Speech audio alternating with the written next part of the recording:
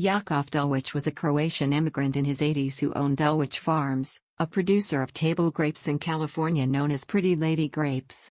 He was a hard-working man who had dedicated his whole life to the table grapes business. The evening of his death in April 2018, a witness described Dulcich's SUV being tailed by a Kia, which crashed deliberately into him.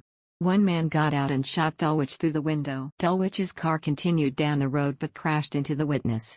The Kia drove to the scene of the crash and at that point two men got out of the car. The witness heard one of the men say, "Let me kill this guy too," as the man pointed a gun at him and pulled the trigger. Thankfully the gun jammed, and the witness was able to pull the gunman's sweater over his head and run out of the car. The suspect fired at least one round but did not hit the witness, who fled into a nearby vineyard. Soon afterwards, a burned-out Kia matching the vehicle description was found by police. The owner, Mariano Fernandez Perez, was then identified as a suspect and arrested during a traffic stop.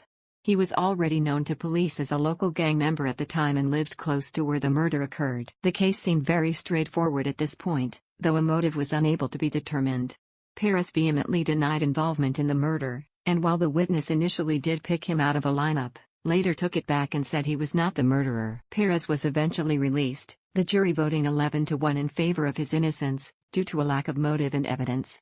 Authorities were forced to go back to the drawing board at that point, but according to his lawyer, Perez was in good spirits and looking forward to spending Thanksgiving with his family. Soon after, however, Perez turned up dead. He was shot to death. As if this mystery could not get any more strange, in April of this year, a shooter fired at least 30 assault rifle rounds into the home of an employee of the Dulcich farm.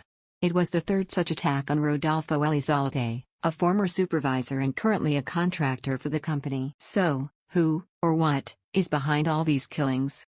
Dulcich was a prominent businessman, and for sure wealthy, but why was he targeted in a hit like this where there was no evidence of a robbery involved? He pulled the gunman's sweater over his head? What in the Benny Hill? This has some serious Breaking Bad vibes. Sounds like the farmer had other interests too. The raisin industry has an old history of bitter labor disputes resulting in violence. I'm curious if wine vineyards get involved in similar problems.